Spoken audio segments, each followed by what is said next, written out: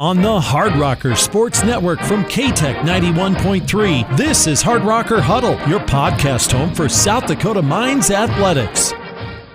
Hello and welcome to the Hard Rocker Huddle. This is Josh Van Valkenburg-Gernert, and we're into our 22nd episode today. Kind of getting hard to believe, but today my guest is our Assistant Athletic Director for Compliance, Seth Nichols. Thanks for joining us today, Seth. Thanks for having me, Josh. Just starting out, just talk a little bit about, I know you grew up. We all grow up. We all grow up. Kind of small towns in North Dakota. Just talk a little bit about how you grew up, any siblings, what your family life was like. Yeah, absolutely. So, yeah, like you said, I grew up in North Dakota. Did a lot of moving around in my youth. My dad was a pastor, so I was a pastor's kid. Spent quite a bit of time in Rapid City and Spearfish.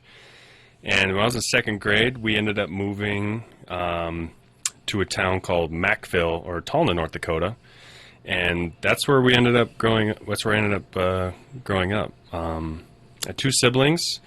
Well, actually, four siblings. I have an elder sister and a younger sister, and two half siblings, Soren and Signe. So, growing up in North Dakota, you know, it's rural.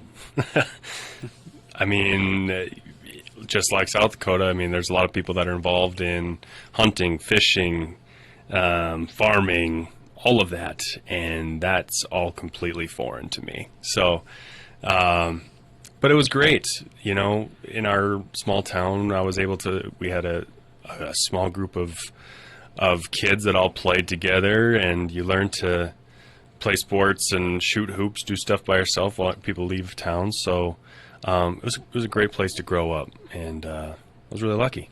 Yeah. You kind of mentioned getting involved in sports early. Obviously, there's probably not a whole lot else to do in rural North Dakota. So what kind of, I guess, initially got you interested in sports? So, I mean, it all started back when, I mean, thinking about it, it's just my earliest memories were just playing, my dad just throwing soft plastic balls to myself when I was living at Tomahawk Drive in Rapid City.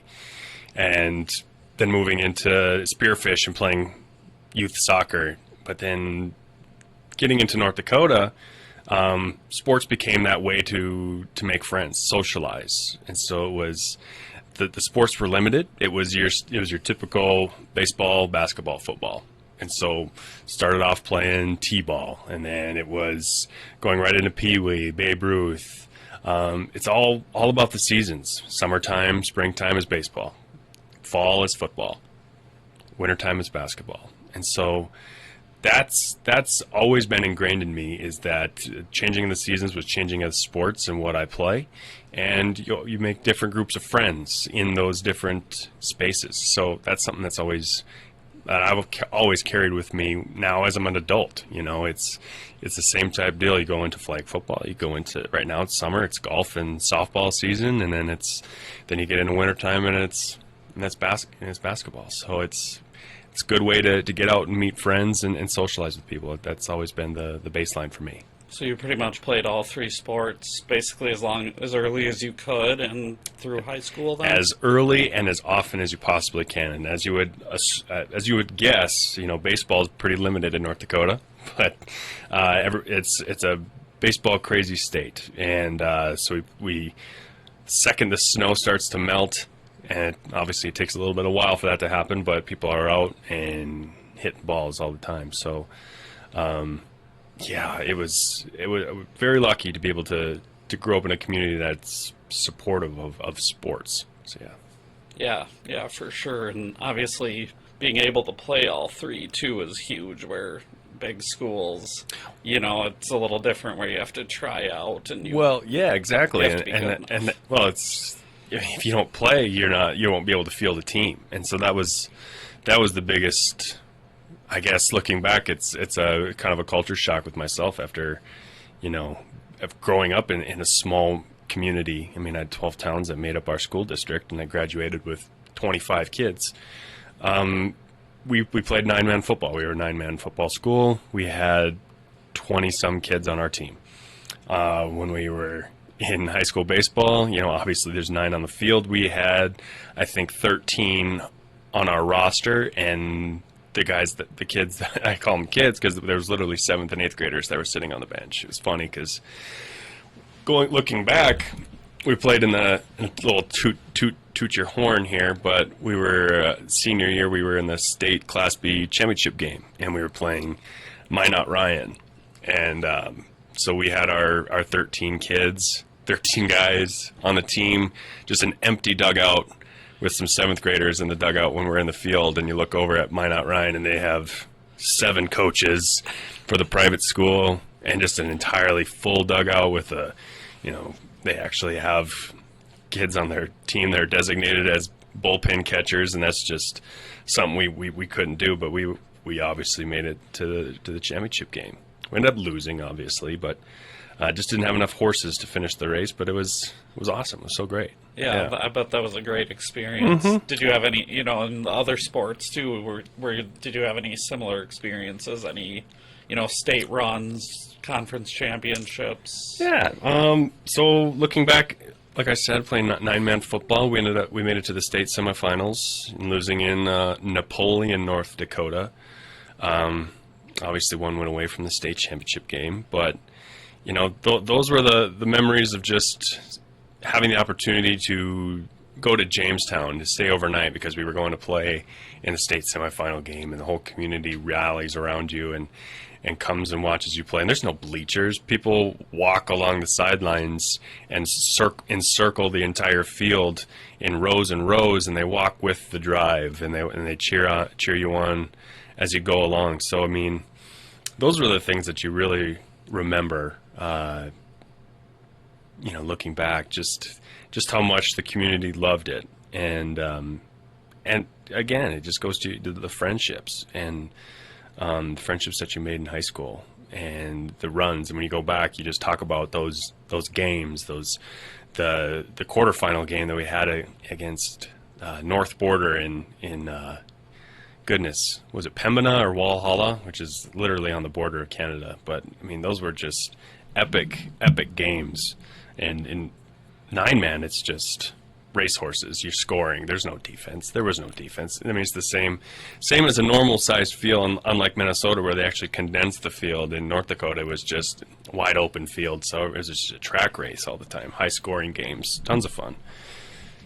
And then, other sports, basketball, I mean, I wasn't nearly as dedicated as I should have been looking back into basketball. I wish I would have pushed myself a bit more, but we had some good runs. I mean, in the year that we had that my senior class had graduated, that team the following year went to the state championship game. So I mean, it's quite the run of sports and athletics that we had at, shout out Dakota Prairie High School in Petersburg, North Dakota.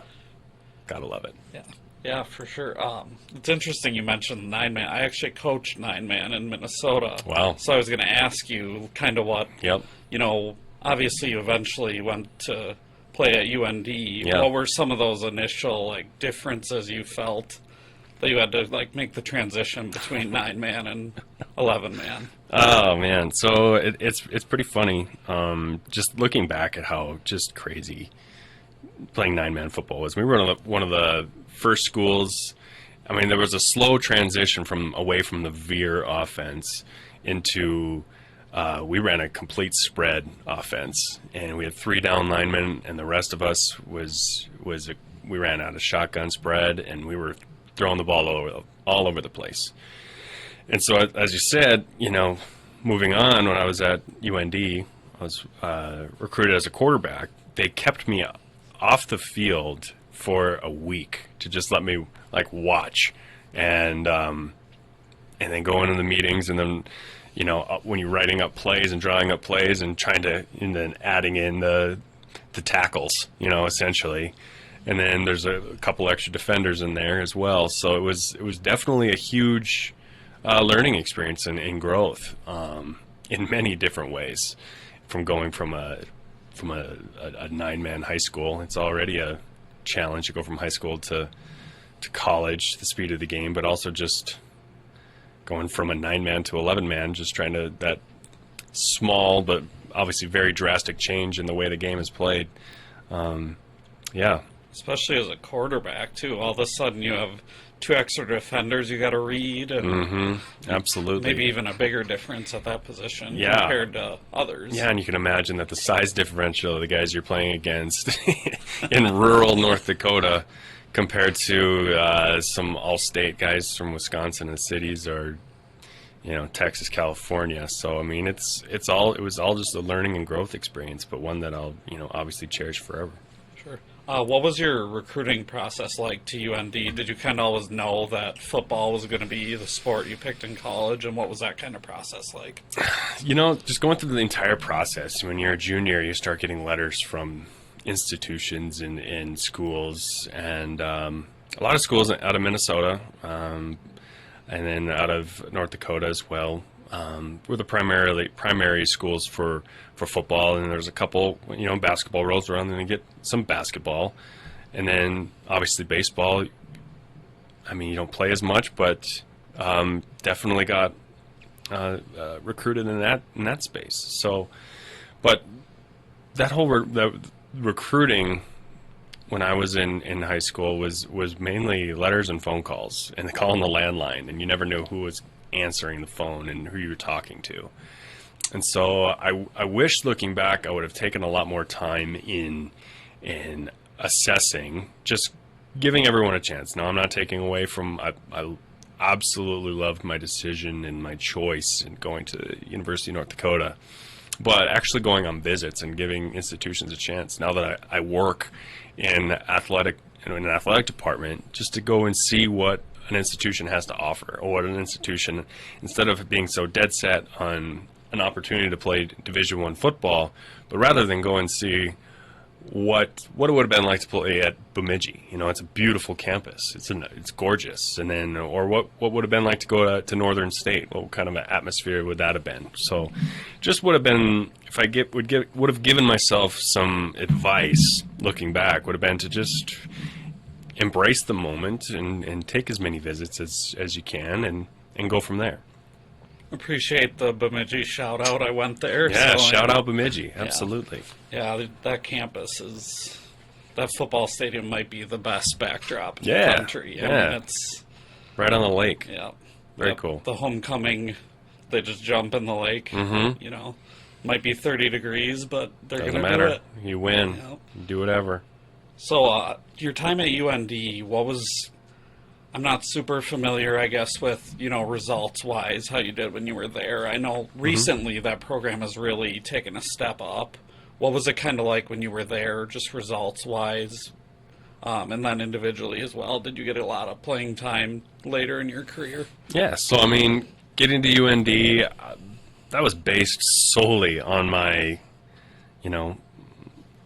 athletic ability. I didn't lift a single weight in high school, so that was the biggest eye opener. Getting to UND was actually committing myself to weight training, and it was the point where, you're working out with guys that have been doing this for their entire high school careers. They come from places that their high schools have dedicated weight rooms.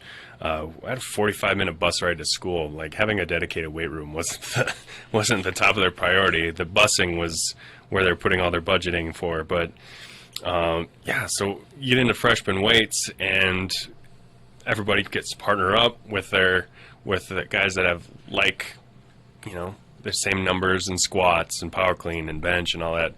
I get assigned a coach, and so every single movement, every single rep, there was no opportunities to take a break, skip a rep. I was pushed to the max each and every day, and that really puts a lot of stress on you. I mean, there wasn't one time after a workout that I wasn't sick. Like, just unreal. So you make this transition from being a 9-man quarterback, and then you start, I have to work out, and then, I got to figure out, still how to, add tackles, add people on when you do your team meetings and you go to your quarterback meetings, And then on top of that, you go from a class size of 25 and you're going to an institution with 15,000 students that are enrolled. So everything's just a huge culture shock. And I mean, personally, it was such a huge moment of growth for myself. There was moments of doubt that after that first year, goodness sakes, I just didn't want anything to do with football. I questioned myself and my abilities. They start, they bring in freshman quarterbacks the following year. Kind of just didn't really understand that whole process. I mean, you do, but you question yourself. You don't think that you're good enough. But the biggest, most important thing about college sports and athletics is you lean on your teammates and you learn on the life's lessons and you persevere through the hardships. And our team was a run of the mill. We were a competitive team. We weren't blowing anybody out or anything, but we were a respectable program. And I was first 3 years I went from being 182 pounds as a freshman to, by the end of my sophomore season, I was 252 pounds, and I was just buried on the depth chart. I was a very large quarterback. That doesn't make sense. So I was just buried. And so there's an opportunity in spring ball, and you're a scholarship athlete, and it's getting into the spring ball of your third season. You have to pay the piper. You have to start showing something. So I made the switch to tight end, and it was, after those 3 years of learning the route concepts and blocking, blocking schemes and everything, it was really a fairly easy transition, because I could hold my own on the line, but I also knew I was pretty athletic and my good hand-eye coordination, soft hands, and I worked my way into special teams. And then by my junior and senior years, I was in the starting rotation at tight end. So it's definitely something to take a point of pride for myself, to know I didn't quit and I didn't give up as much as I wanted to, but to see myself mature in that space, it was something I take a lot of pride in. Yeah, and then education-wise, you wound up getting a BA there in recreation and tourism studies. Yes. Did you kind of know what you Absolutely wanted to do not. with that at that point? Absolutely not. I was one of those guys that, as I said, as a freshman coming into a large institution, I was taking random classes, completely opposite of the students that attend South Dakota Mines, that I'm here for chemical engineer. I'm here to be a metallurgical engineer. Nope, I was a free spirit. I was taking Earth and the surrounding planets, and some history courses and meteorology course, and it wasn't making any sense. I wouldn't set myself up for success. So after my first semester at UND, I found myself on academic probation, which it's not the great place to be, but it's a great way for someone that's kind of shy and didn't want to find help. Well, help was on the way in the form of the athletic academic services, and so it was a great place to meet those advisors and kind of help me get on the right path. I mean, I spent my first however many years, 3 years, first 4 semesters, because I'm the compliance guy, I know these rules. Spent my first 4 semesters in general studies, and so I needed by my 5th semester to be in an actual degree program for my credits to go towards degree. That's called progress toward degree requirements for all you listeners out there. And so by the time I got to my junior year, or my 5th semester, I got a notification that I needed to decide. And I was sitting in our academic services center working on some homework, as always, as one would do, not take a nap or listen to your your earpods or anything like that. But there was a major of the month that was being advertised in the center on a little triangle board, and that the presentation for the major of the month of recreation and tourism studies just so happened to be on a date when our football team was going to be doing some volunteer hours or something like that, so you could participate in academic stuff over football related stuff. So just being I don't know, thought I was being wise and getting out of doing some other stuff, I'd go to this Major of the Month presentation with me and another fellow quarterback who was in the same situation. And so we thought we were going to the education building to hear this presentation, and it turned out to just be the two of us with the head of the department and a couple of the instructors, and we just talked. And they weren't talking to us. We were asking questions, and what could this look like? What does a profession in recreation tourism studies look like? And it's so broad. It's you can go into the community recreation, you can go into forest service, you could go into wilderness management, hospitality, and so I don't know, I didn't really think too much more into it. I went right in the community recreation route, and so it was a very niche group of individuals that were in those classes, but lots of fun. I mean, the ratio to the instructors to students was very little, so I mean, you built a great relationship with those instructors, and additionally with those classmates that I had that weren't obviously on the football team, but it was great to have those connections on campus. And you did wind up doing some park and rec stuff before you got into college. I went head first. Yes. Rapid City and Williston, correct? Yeah, Rapid City was my very first internship right outside of school. And so was it 2013, spring of 2013, that was my internship for Rapid City Parks and Rec. Shout out Christy Lentz. She was my supervisor, and I did anything and everything. As far as adult leagues, supervisions, recreation leagues, doing a fundraiser, ads for the Parks and Recreation booklet for each and every year. I spent some time at the ice arena sharpening ice skates and stuff like that. Just going through tons of spreadsheets, forms, liability waivers, driving through the hills.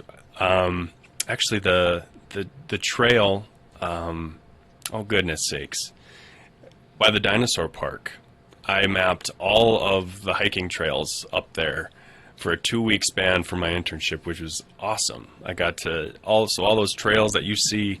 I had to walk those with a GPS system and dot those locations. So that I did a lot of slips and falls in February up there. So very cool. I had spent a lot of time up there. And so, like you said, Williston was my first job out of college, and that was just stepping outside of my comfort zone.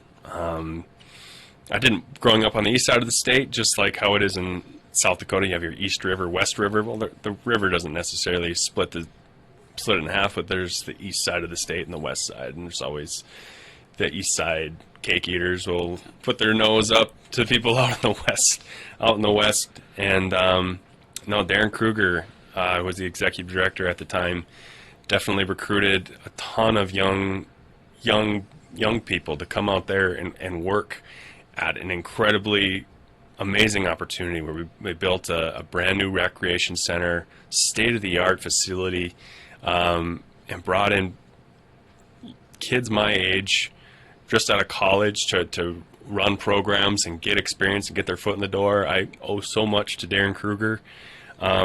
Just in a melting pot at that period of time with the boom. People from all over the world, all over the country were there to recreate and obviously work, but you have to blow off some steam, as they say. And, playing as adult leagues and different sports and putting on youth camps and clinics and utilizing this facility that has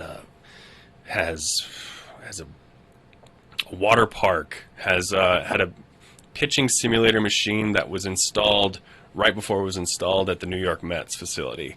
Like, it was just going and playing back there, and so many tennis courts and a wave rider, just an amazing place to be. And so that's where I kind of really started to figure out, as it goes back to how sports and recreation just brings people together in social settings and meeting friends. I mean, I've really, truly clung on to that. That's that's how I've made friends, and that's how people get together is through recreation, and that's recreation and sports, and those are lifelong friendships that I can help facilitate and brought people together. So again, another point of pride in something that I've kind of found.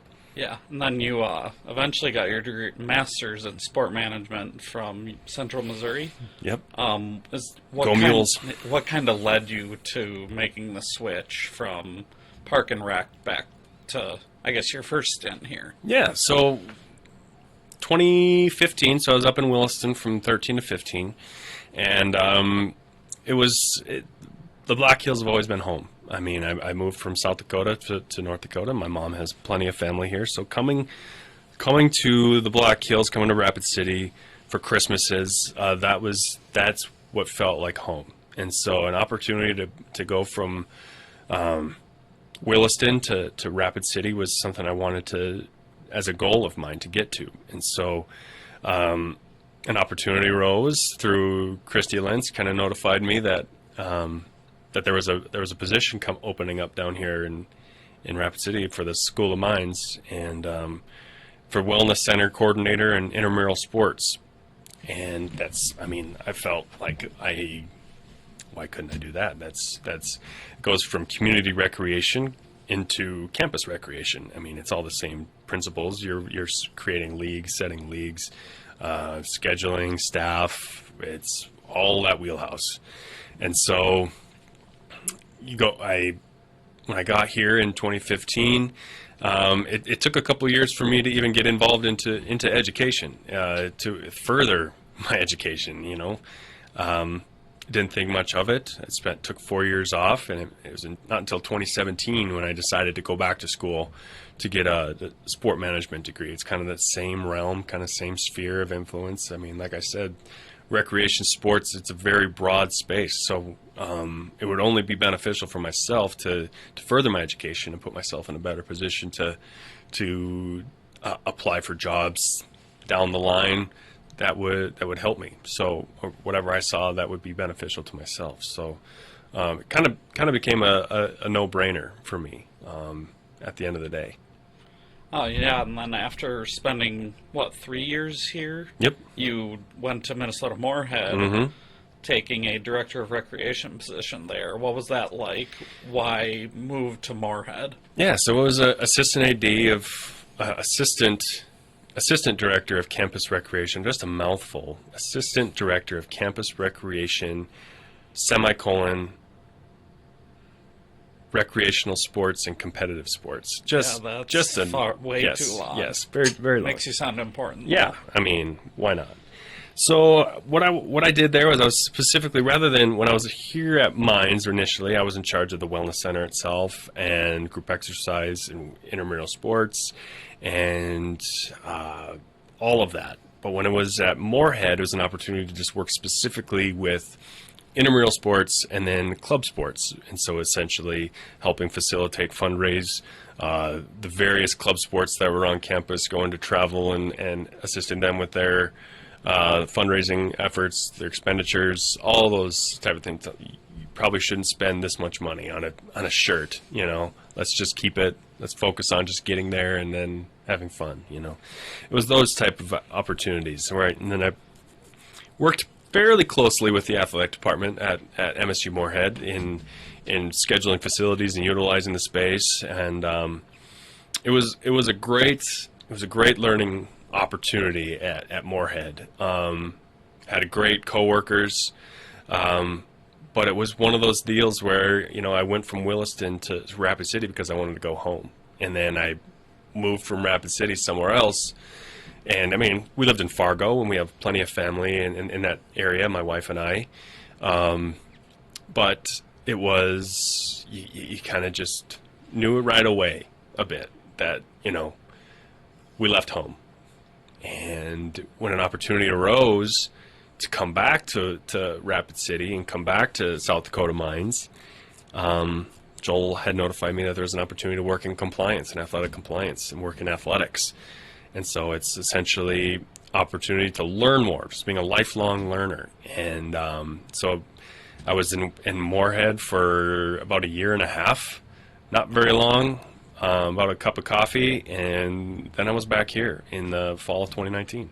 Sure, and when you kind of learned about this position, you hadn't worked in compliance yet. Was that kind of just a big learning process to kind of learn, and why were you interested in compliance specifically? I mean, the opportunity to work in athletics. I mean, the opportunity to pay it forward for myself. Looking back at my time at UND, I kind of touched on spending a lot of time with the academic services department, and they put me in a position to be successful. Being at a smaller institution, we don't necessarily have a dedicated space, but we work with our Student Success Center on campus.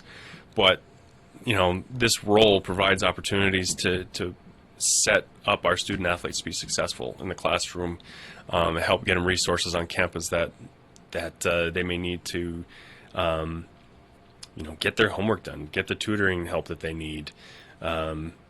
It was just a great opportunity. Obviously, to move back to the Black Hills is one thing, but also to work in athletics and work in sports. Again, it's that same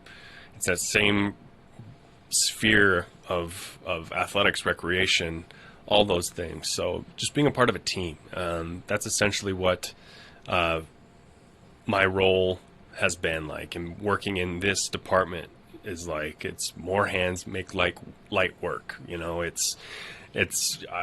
Where you wear multiple different hats. I mean, you help out the facilities. You volunteer to help out the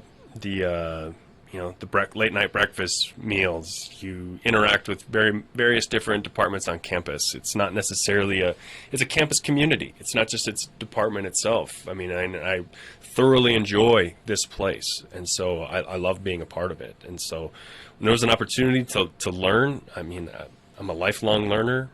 I don't know everything, and goodness knows with when I accepted this position, I was just going through the NCAA manual that's updated each and every year.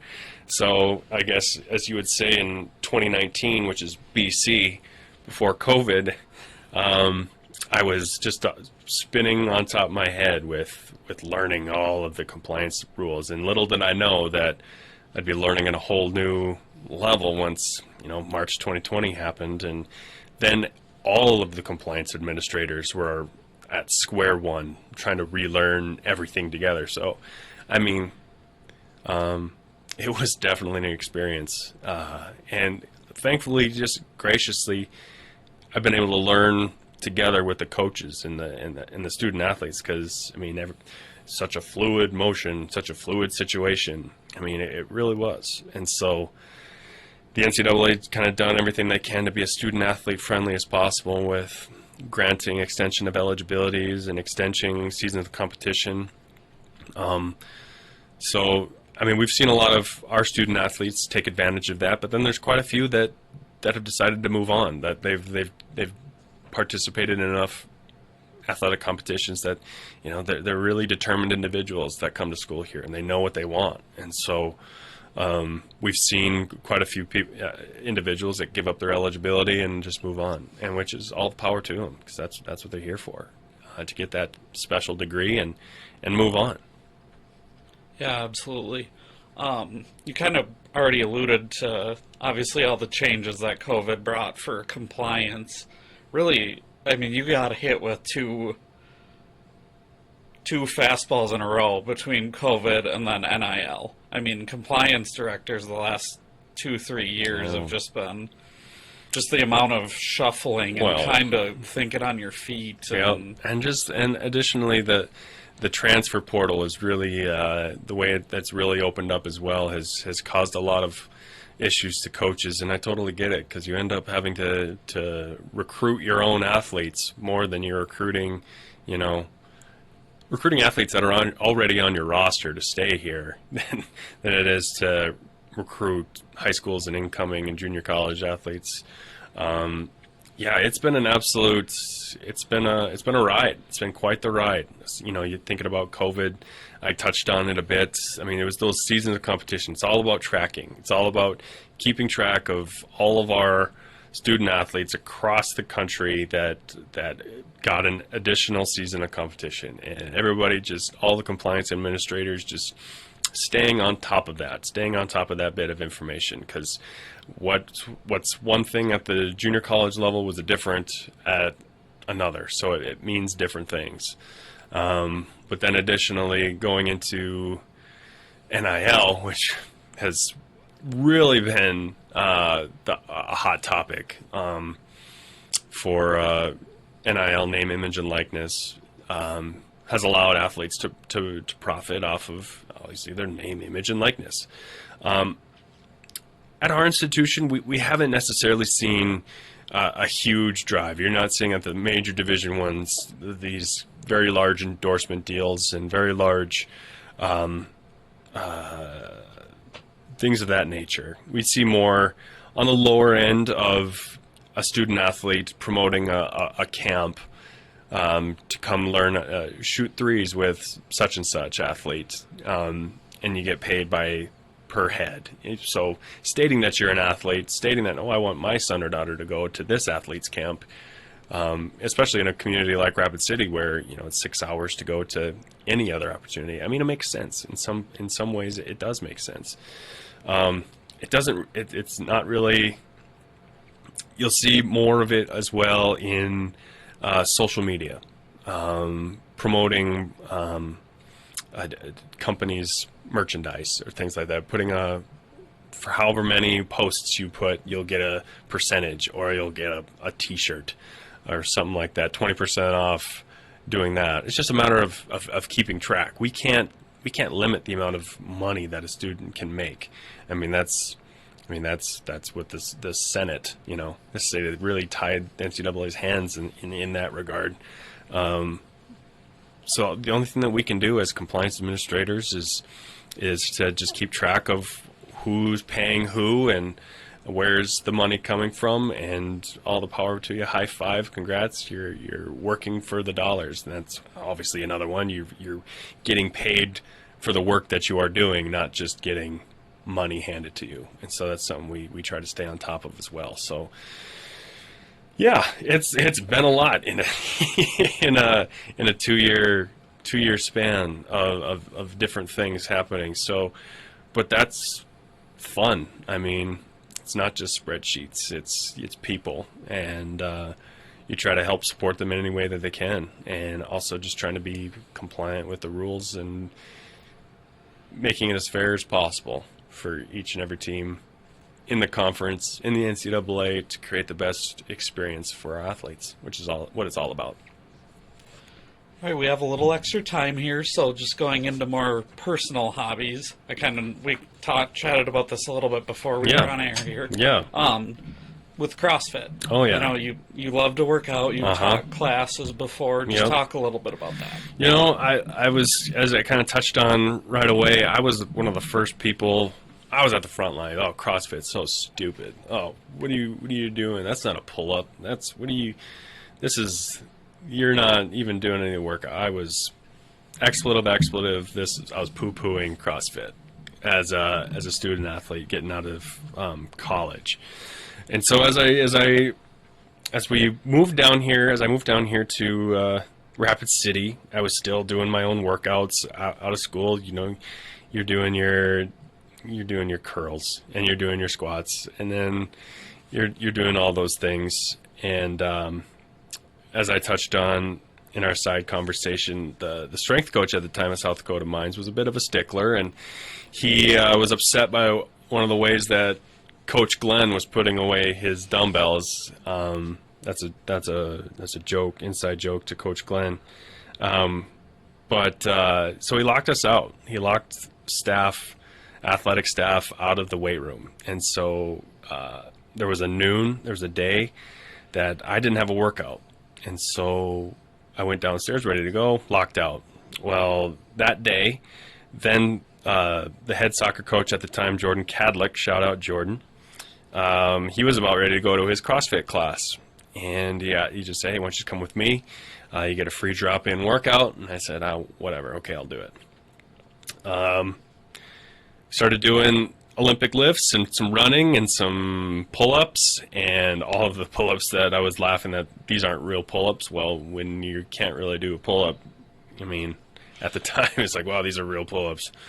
So I was hooked immediately. I was sweating like I was when I was in college after a workout, and I immediately went all into going to a CrossFit class, and it really changed. It was just the social aspect, and it became another just light bulb moment that was just the whole concept of CrossFit is just being in a community of people and being in a community like-minded people that share the same passions as you in fitness. And sure, my chiropractic bill's gone up a little bit, but you know, that's part of the game. But you know, going from living here in Rapid City, I was a part of a CrossFit gym, and then moving to Fargo, I met some friends. I mean, that's how you just meet people. It's been a great way to get together and make new friends, and get together afterwards, create new weekend plans, go do things, and it's just meeting people. It's that social aspect. It's that same sphere. It's of the recreation and athletics and fitness. I mean, for me, it's been a blessing to be able to kind of realize that and know that just human interaction just is great. I mean, it's fantastic making friends and going out for drinks and doing all those things. It's pretty great. All right. Thank you so much for joining us today, Seth. Unless you have anything else to add, that just about wraps us up today. Yeah, that's thanks for having me. That's all I have. I mean, this was pretty great. Thanks, Josh. All right. This has been the Hard Rocker Huddle. I'm Josh Van Valkenburg-Gernert, signing off.